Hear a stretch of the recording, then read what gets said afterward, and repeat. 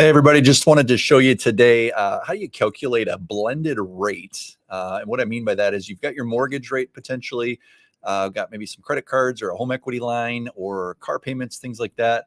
If you blend it all together, what does that look like? What are you actually paying on average on interest?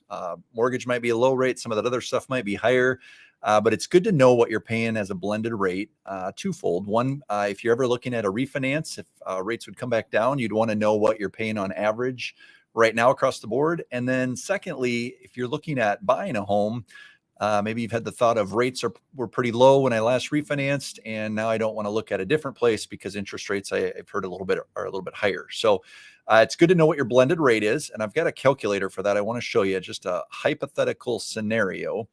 And we're going to go, let's see, go to the calculator here and pull that up. Let's go with this view. And it's a real simple calculator. So if you want us to run the numbers for you, just reach out to me and we can run these for you and get you your blended rate. But I'm just going to go with a hypothetical scenario here and just start plugging in some numbers. So let's say you've got a mortgage balance of $300,000, and last time you refinanced it, rates were down pretty low. Maybe you've got a second mortgage because you didn't want to refinance to do some home improvements or consolidate some bills. And maybe you've got balance on that. We'll just throw out a rate on a potential second mortgage. Then you've maybe got car payments. Maybe it's a pretty good rate on the car payments. And then some credit cards. Very hypothetical here, of course, but rates on credit cards tend to be a little bit higher.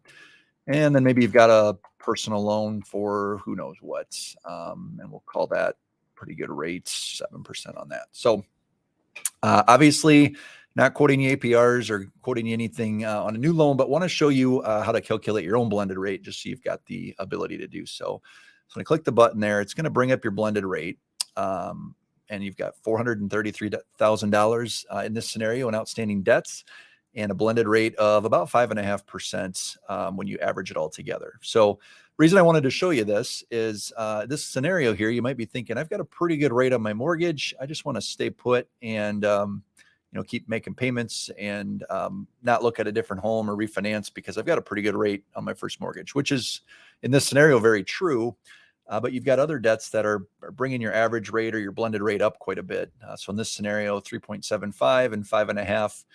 Quite a bit different numbers, and that might make buying that next home sound a little bit more affordable, or considering a refinance a little bit more affordable as well. So that's what to look for when you do a blended rate. If you want us to run that for you, by all means, just message me here. We can run a quick calculation for you, get you your blended rate, and see if it makes sense to do anything going forward. So hopefully you found that helpful. Let me know if you've got any questions.